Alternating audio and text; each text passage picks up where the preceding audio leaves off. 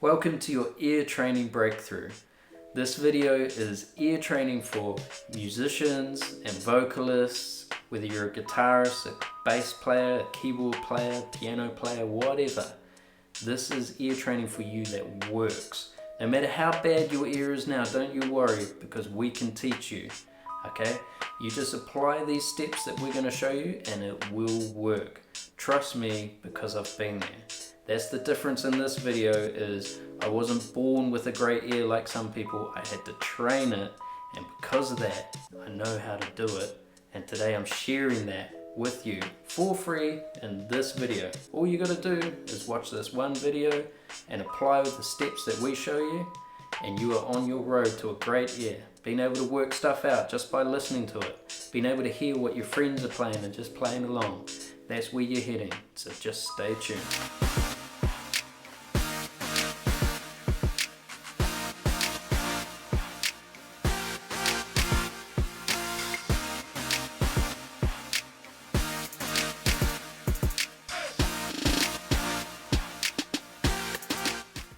Okay, so we're breaking things down into steps for you today. It's really important that you watch all of the steps. So just watch this video through from start to finish. Make sure you don't miss any of the stages because the later stages won't be effective if you don't know the key points that are in the earlier stages. Okay, so I've mentioned in the intro that some people were born with a great ear, and I'm not one of those people. Okay, it's not entirely true that people with a great ear were born that way.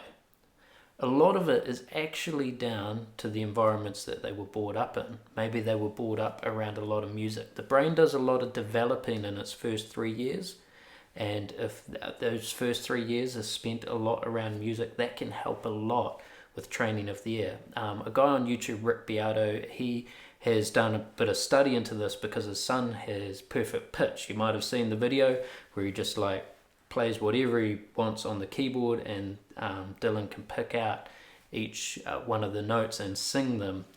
And in studying it, he found that actually there's something like 20-something% of people are born with the gene for perfect pitch, but then never use it. Okay, but perfect pitch is a different story. Perfect pitch is like that. Like, you can play any note, he knows exactly what the note is, and he can sing it. And he can pick those out of all those notes, just bang, like that. That is perfect pitch. What we're working on first, and mostly what you need, is relative pitch. Being able to identify the difference between notes within a key.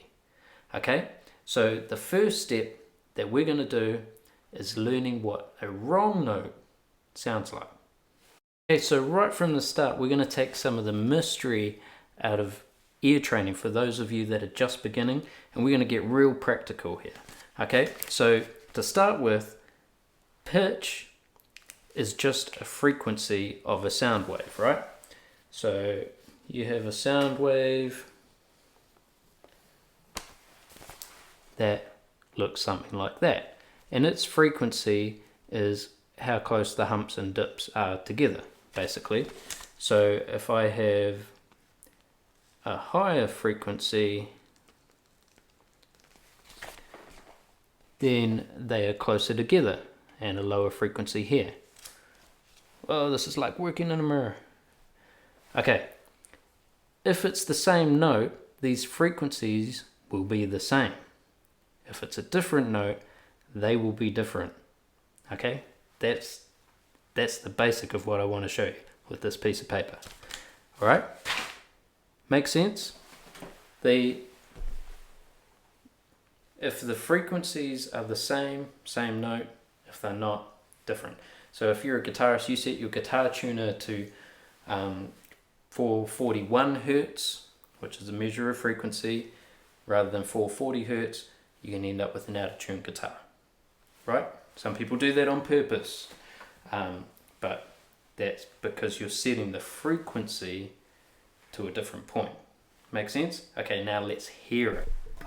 Okay, so for this we're going to use the bass guitar. I've got the headphones on just so I can hear what I'm doing. The reason we use the bass is just because it's a great way to make this difference in frequency really obvious. Okay, so something that bass players will do instead of tuning like a guitarist, like this, is to tune harmonically.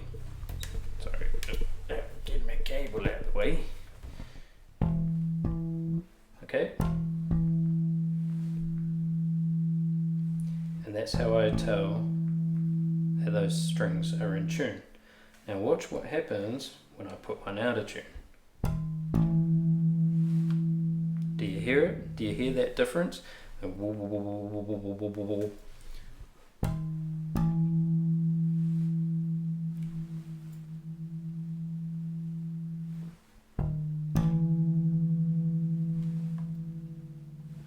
And the further I go, the more out they get. It's getting harder to hear because I'm getting too far out. And as I bring them back into line,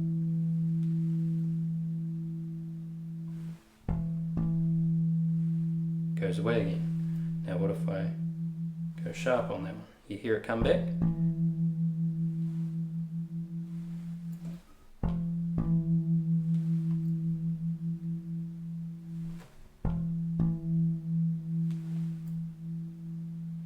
And then you hear it slow down as I get closer to the note. I think I've actually gone a little bit past. Maybe.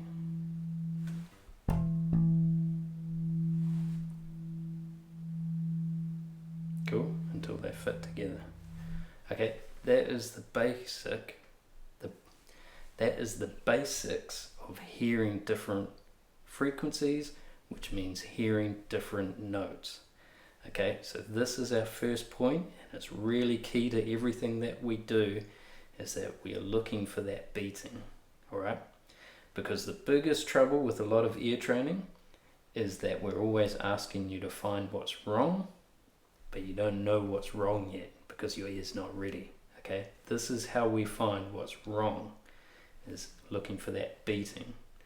Okay, a lot of ear training you'll find on YouTube is just playing a bunch of notes and asking you what they are. Well, you don't know if you haven't trained your ear yet, right? Okay, so this gives us a key to get started to being able to hear it, at least hear when a note is wrong. Okay, and that's our first step. Okay, let's move on to step number 2. Step number 2, we need to make sure that you know a major scale. A lot of what we do in music is based around the major scale. When we talk about a song being in a key, what we're talking about is the major scale that it's in.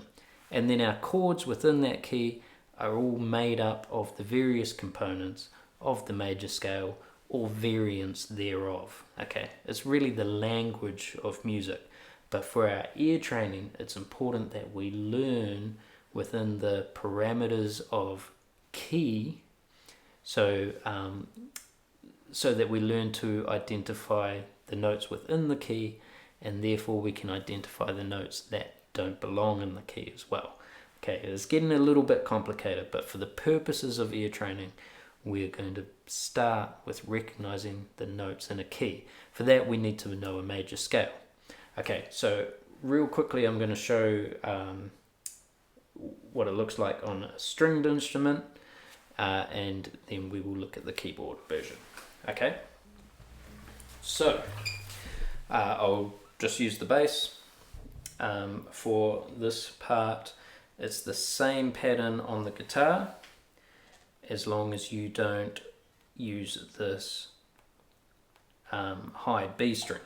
Okay, so for the purposes of this training, we don't need to play a major scale that's going to involve that high B string. So you're just starting with notes that are going to be on your A or E string. Okay, so we're going to start. This is a 5-string bass, so just ignore this low B for now. We're going to start at our C, which is 3rd fret on the A string, and we're going to play 3rd fret, 5th fret, and then we're moving to our D string. We're going 2nd fret, 3rd fret, 5th fret, and then we are going to our G, and we're playing 2nd fret, 4th fret, 5th fret. So we got on the A, 3, 5, on the D, 2, 3, 5, on the G, 2, 4, 5. That's our pattern.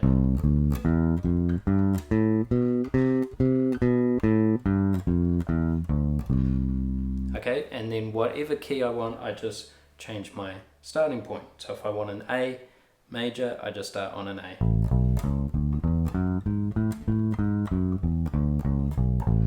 Nice and simple, easy. Okay, now let's learn it on the keyboard. Okay, so we'll show you real quick on the keyboard now. If you were a stringed instrument player, I would actually encourage you to use a keyboard for your ear training. You can pick them up real cheap secondhand if you don't already have one lying around, or someone you can borrow one off. I prefer the keyboard just because of its accuracy in terms of tone and that sort of thing. But if you don't have one, then use your stringed instrument. In the next step, we're going to talk about some gear actually that can assist you and in your ear training. And in the next step, we're going to be talking about some of our real breakthrough methods that makes this different from any other ear training. We're going to show you the key to making it fast and effective. Okay, so stay tuned, but just most of our keyboarders are going to know their scales, so bear with us guys. We're going to just do this really quickly and keep it simple just for our stringed instrument players. Okay, so for our stringed instrument players on a keyboard, where you see two black keys, the note in the middle of those two black keys is a D. Okay, so right before that is a C. Okay, all your sharps and flats are on the black keys. The C major scale is simply every white note from C to C.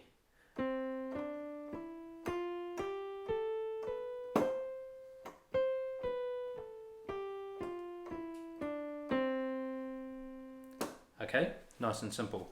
Okay, and what we do on the keyboard when we want a different key, we simply take the pattern of the spaces between the notes, which is a tone, so we're missing one out, tone, tone, semitone, because there's no note in between, tone, tone, tone, semitone. Tone, tone, semitone, tone, tone, tone, semitone. And if you ever forget the spacings, all you need to do is come back to the C major scale and look at the spaces that you're using on all the white keys between C and C. If you're a keyboard player, I would encourage you to go up in fifths. So find your fifth, 1, 2, 3, 4, 5, and start there for your next key. And you will find that then you are just adding one sharp.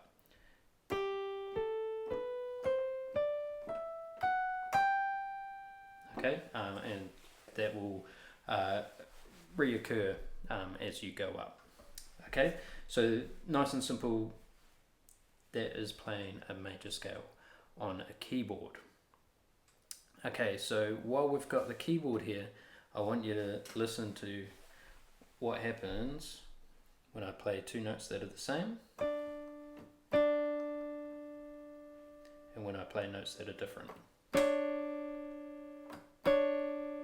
Do you hear that beating again, that bit of wavering that we heard on the bass? Okay. Now you're hearing it again, but a little bit less obvious, okay? And what happens sometimes when notes are harmonized, that beating is not so obvious. Right? So there's a very slight bit there, but it's much harder to pick, okay? Just a side note before we get into our next step. Okay, now there's a microphone right in front of me. Things just got a little bit scarier for our muso friends.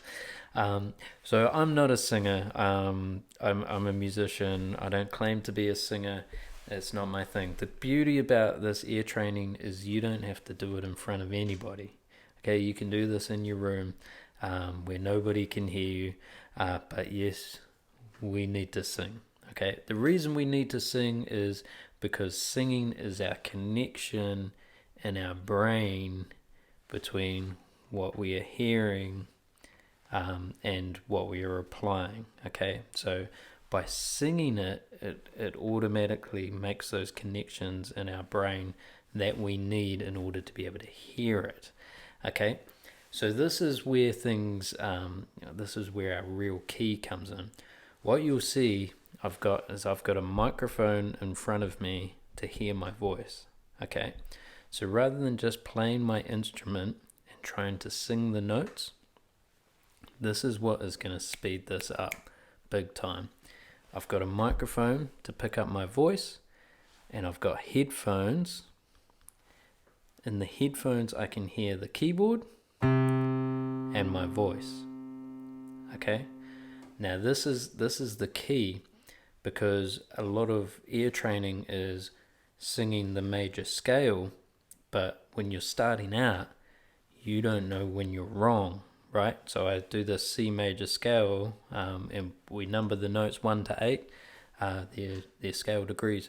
But then what I do is I go 1, 2, 3, 4, 5, 6, 7, 8, 8, 7, 6, 5, 4, 3, 2, 1, right? Because I'm not hearing the response through the microphone, so I'm not able to correct myself. Remember that beating that we've heard when we play different notes? C, C,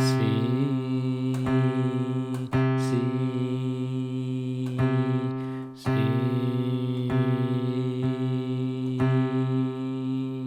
C. You hear it? You hear it when the note is off. There's beating. As you get closer back to the note, then it goes away. Okay, this is the key. This is the key to finding the right note, is actually being able to hear what you're doing. Okay, and that's why it speeds things up so much. So in terms of equipment, I will put some Amazon links down in the description for some stuff you can get for a similar setup to what I've got. These microphones are like dirt cheap. I use a mini mixer because I use that to practice everything silently, and I use it for a bunch of stuff. Really, all you need is a cheap old keyboard. You can pick them up secondhand normally, because some parents' kid wanted to learn the keyboard one day, so they went out and bought a $200 keyboard, and they played the keyboard for like 3 weeks, and then went, nah, I don't want to do that anymore, and it's been in the parents' garage for 6 years, and they're like cleaning out the garage, and then they want to sell it. So I've picked up like some dirt cheap keyboards just from that situation. You just need a keyboard that you can plug headphones into and a microphone, and that'll work. Okay.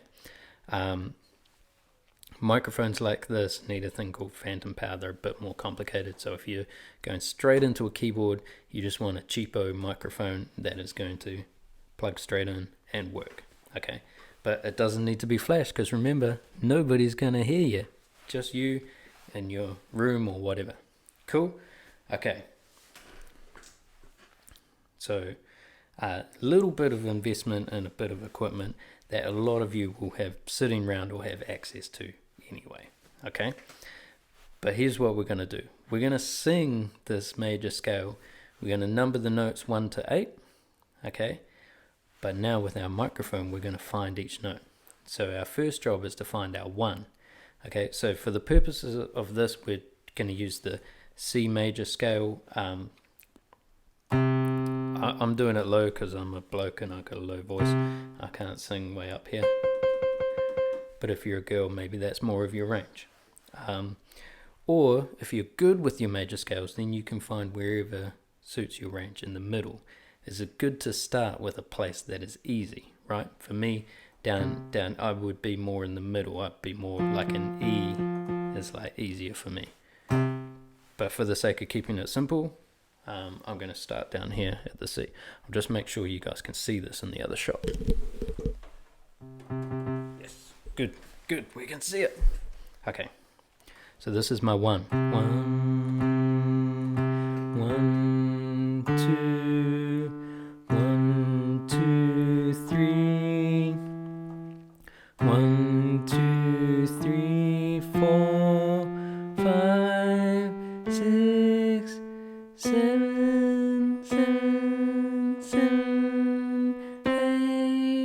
sometimes you got to correct a bit.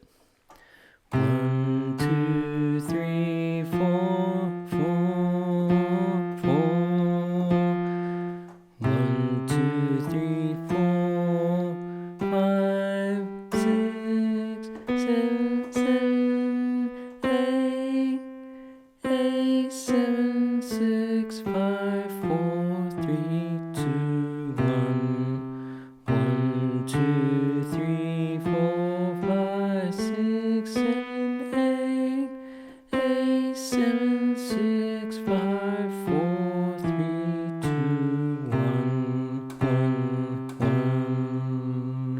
1, 1, 1. Just a little bit too low for me, that note. And then what you can do is go to your next scale. So if we go to that fifth, we go to the G. 1, 2, 1, 2, 3, 4, 5. Okay, so now we apply the same spacing. So we're going to have tone, tone, semitone, tone, tone, tone, semitone. So we're just throwing in our F sharp there. So find our 1, 1, 1, 2, 3, 4. Whoa, that fell off the keyboard.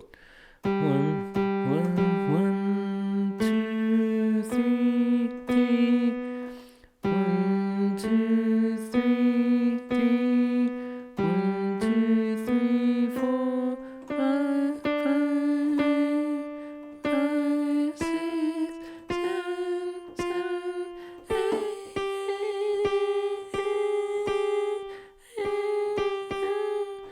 So yeah, I'm not good with the high either.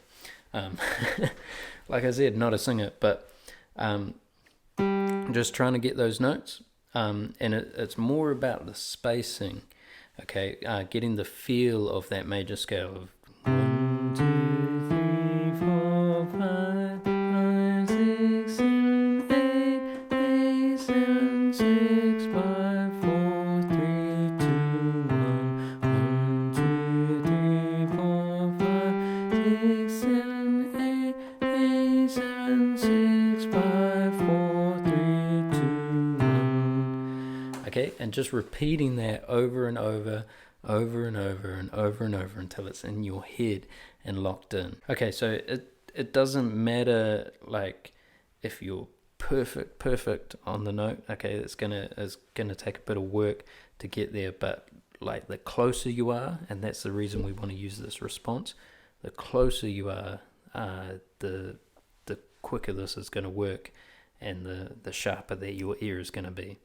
Okay, so this is just the first part of our going through the process, is just to learn that major scale up and down, sing it up and down, just get used to it, get used to the feel of it, and do it in multiple keys, okay, which we won't go into here, but you can do that on your own. If you are using your stringed instrument, same thing, headphones, instrument, microphone, and then just move around the neck, move that scale around, play it in different places on the keyboard, go through your circle of fifths, so going up a fifth each time, adding those black notes in, and you might just need to move around the octaves a bit to suit your voice, okay, but we will move on to tip number 4. Okay, we're really getting things moving now.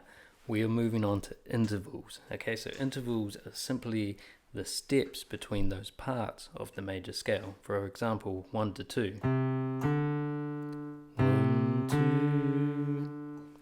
1 to 3. 1, 3.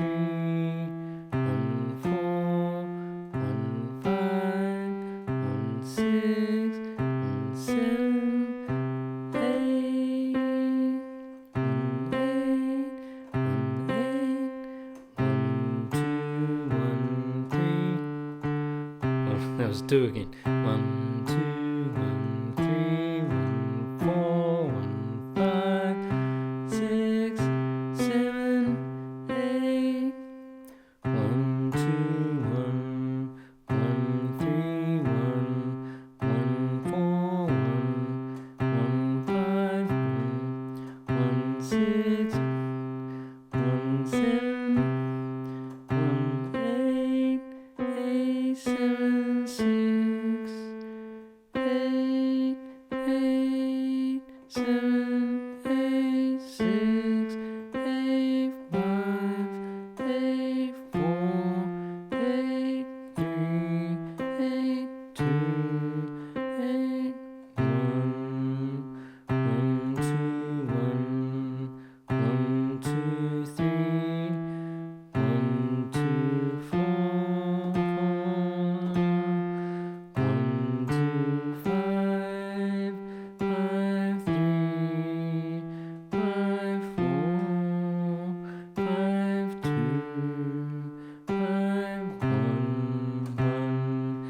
so that's what we want to be able to do is jump around the place a bit.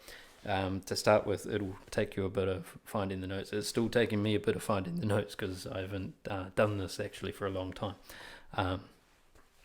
which isn't a good thing either. Like if you've got a really good ear, it's something that you've still got to keep training to keep it sharp, type of thing. But yeah, start with the going up. 1, 2, 1, 1, 3, 1, 1, 4, 1, 1, 5, 1, 6, 1, 7, 8, and then going down. A7, A6, A5, A4, A3, A2, A1, and then maybe going down random.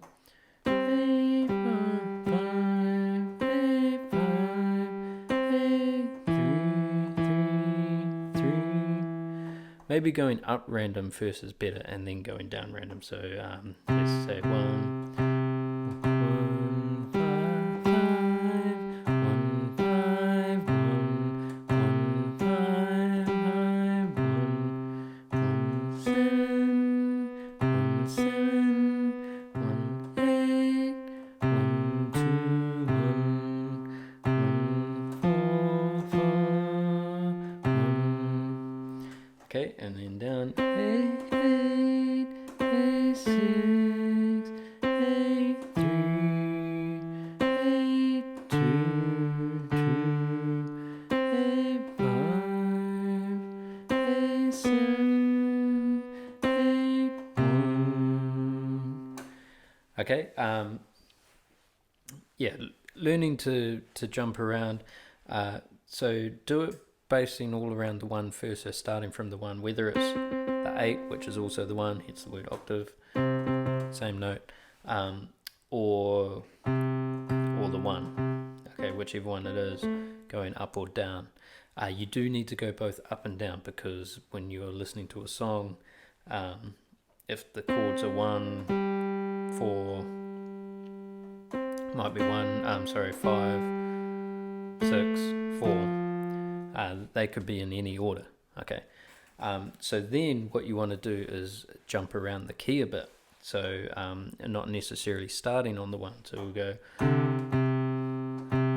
1, 1, 5, 5, 4, 6, 6, 3, 2, 1, 1, 7, 5, 7, 5, 3. Remember what note it is? 2, 2, 5, 5, 2, 2, 5, 7, 8, 8. So remember that we're doing this across all the keys, and what you're really doing is you're, even though it doesn't seem like much here, what you're doing in your brain is you're making all these connections of what this interval feels like, and what this interval feels like, and in terms of a progression, what you start to be able to do is hear what's coming next. So sometimes people can play a random progression, but because of the way the melody line's moving and the chords are moving, you start to feel what your next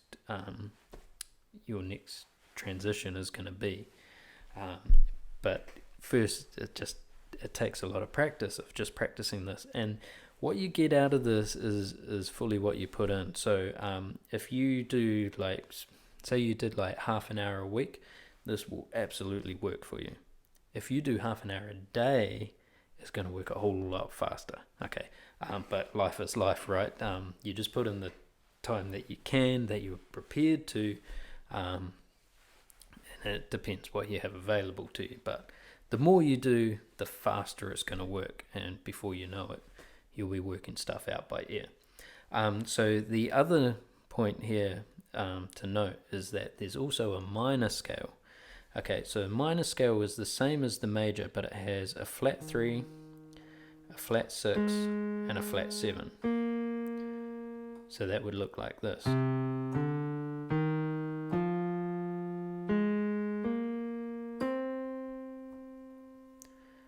Okay.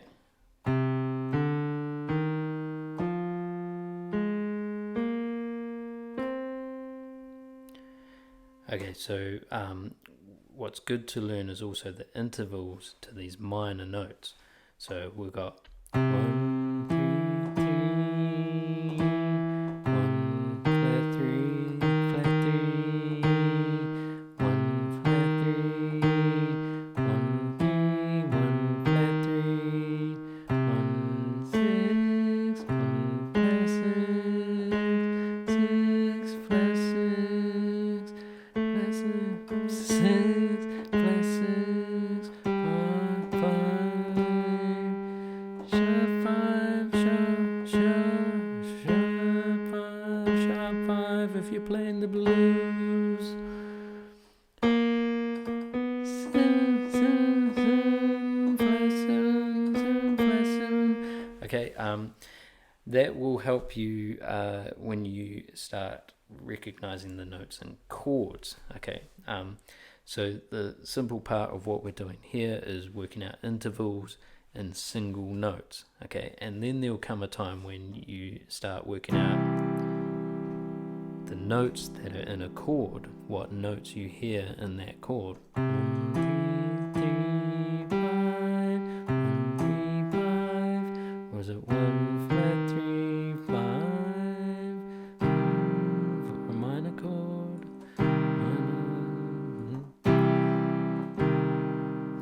Okay, but that's a little bit further down the track, and if you're a bass player, you won't do so much of that. You're more just working out bass lines. Okay, which when you're working out music is, which is what we're going to talk a little bit about next, working stuff out by ear. It pays to start actually with single notes and then build the chords off of that. Cool. But that's given you a bunch of stuff to practice. We've just run through it quickly. Remember to do it in all the keys, up and down, and then random. Okay? But loads and loads of training, particularly on that interval stuff. Okay? So get your scale down, sing it. So when you start practicing this for a day, just do your scale. 1, 1, find all your notes. 1, 2, 3, 4, 5, 6, 7, 8. Then 1, 2, 1, 1, 3, 1, 1, 4, 1, 1, 5, 1, 6, 1, 7, 1, 8, 8, 7, 8, 6, 8, 5, 8, 4, 3, 2, 1. And then do your other steps and throw in those flats. 1, 3, 1, flat 3. Cool. So just build your way up like that until you're jumping around the key randomly. Move on to your next key. Okay, that's the way to practice this. Cool. But let's talk a little bit about working stuff out by ear. Okay, here's step number 5. Here's a chord sheet.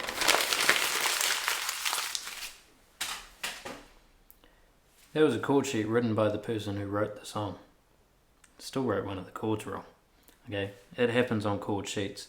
The stuff is missed, typoed, or somebody's just not thinking about the right part of the song at the right time, writes something down wrong. The trouble is, unless you're training your ear and working your ear when you're working out songs, then you're going to miss that stuff.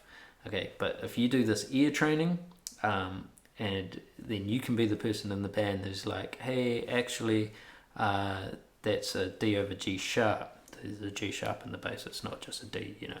You're that guy in the band now because you listen to it and you hear it, right? But the reason I did that with the chord sheet is I don't want you to start there. Maybe you don't want to throw it away first up. Maybe you want to have it there to the side just in case, just to see if you're right. One thing when I'm teaching people guitar or bass, and I get them tuning by ear for the first time, I always say, hey, tune by ear first and then check it with a tuner. Find out if you're right. Same thing with working out songs. When you're starting out, maybe have the sheet there so you can at least try and work it out by ear first. Because that is part of the problem, is that because we don't think we can do it, we don't try to do it, and so then we never learn to do it, right? But this stuff is going to accelerate you no end, but also trying to work stuff out by ear. Even if you can pull a couple of notes out of it and be like, hey, no beating on that note, I've got that note, that sounds right. Then if nothing else, it's going to encourage you. If you're finding that really hard to do and you can't find any notes, just keep doing this stuff over and over again. But that is step number 5. Get rid of the chord sheets. So step number 6, our final point, is just to know that you can do this. All right, no matter how bad your ear is, everything is learnable, including this. Believe me, because I've done it. Okay, so I'll share a bit of my story now, and if you're somebody who struggles with ear training, then I encourage you to listen to my story and where I've come from. But otherwise, if you're happy with what we've done so far, then get off and practice, and I hope we've helped you out today. Leave us a comment below and let us know where you're from so we know where our reach is, and don't forget to click that like and subscribe to our channel for all things music, especially this important stuff, right? Cool. But my story, I grew up in a completely non-musical family.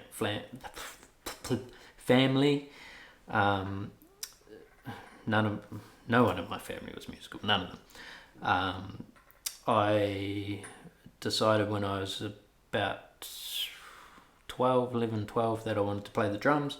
My parents didn't want me to play the drums, or they didn't want to buy me a drum kit because they were too expensive, so I compromised with the bass guitar. And I struggled with timing to start with. That was like a big thing. I had to play with a metronome just over and over and over and over and over and over because I had no sense of natural timing. And I was also tone deaf. So bass was something that I sort of put down and picked up and put down and picked up and didn't really do anything with until 2008, which is now 13 years ago. Because of other circumstances in my life, I found myself in church. And it was then when I joined the music team in church that actually I started to play bass. But when I started, I didn't know any of the songs, so I was working off chord sheets, right? But the trouble was I was so tone deaf that I could be completely behind everybody else on the chord sheet, in a different part, and not know. I'm playing totally different stuff, and I just couldn't hear it because I was just totally tone deaf. And my way of viewing that was because growing up, what I thought was that some people were born being able to hear stuff. I had a mate who could just hear anything. He could listen to a song on the radio and just play it.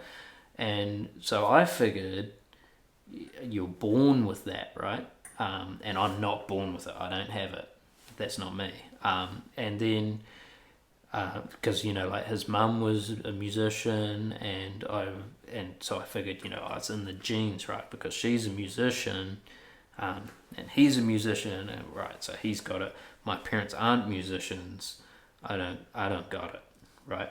And then I go to this it's a church conference, but it's we do music workshops, basically with professional musicians, and this couple Pastors Libby and Wayne Huridua here in New Zealand, they travel around the world, well, they did before COVID anyway, visiting churches and helping their teams out and all of this. And Wayne was saying, we've traveled all around the world, seen all these churches, and we've seen the biggest thing that's lacking in churches is just a good musical ear, right? Just the ability to be able to hear stuff musically. And I'm sitting there, I'm like, yeah, that's me. I'm one of those guys, like tone deaf.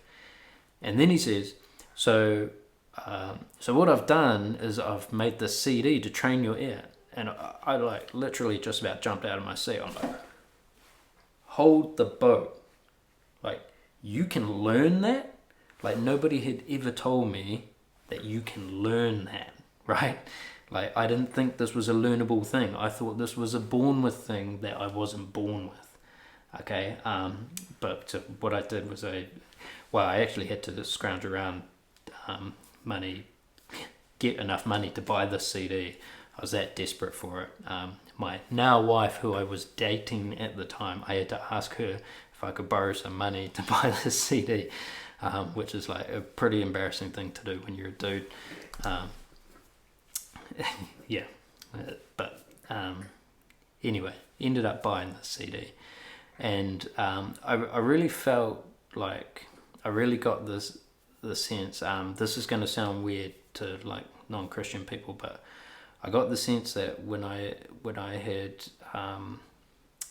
sort of had to get over myself and ask people for money to buy this thing, like to invest that into it, let up a bit of pride, I suppose, and when I got handed the CD, I just felt this sense of your ear's already better, like which I didn't get at the time, but I was like, well, that's weird. Where did that come from?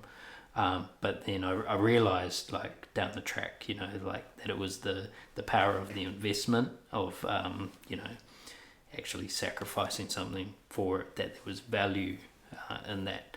So I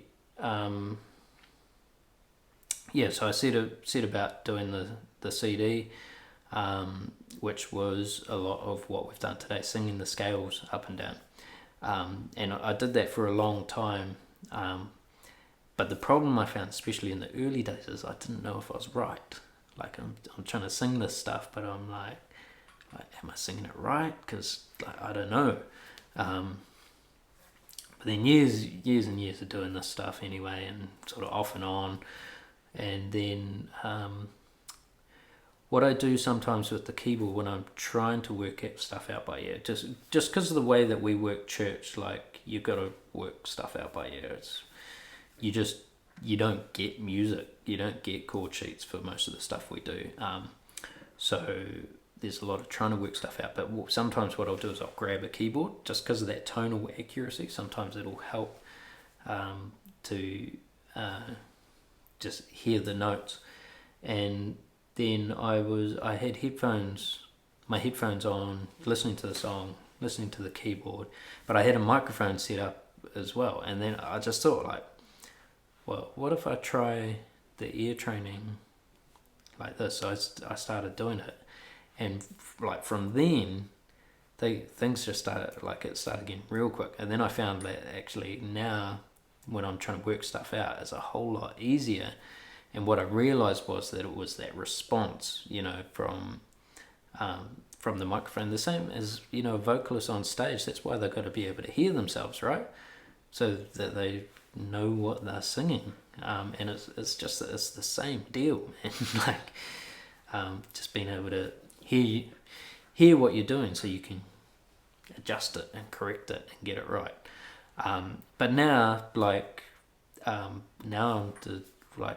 people on team will ask me what chords are, like, oh, what's that chord in that song? Partly because they know that I'm the dude that spends the time to work it out, whereas they just like show up and listen to it and be like, oh yeah. Because their ears are still faster than mine. That's just the way it is. But you know, a lot of them have grown up in those environments. Same as my mate way back that I thought was born with it.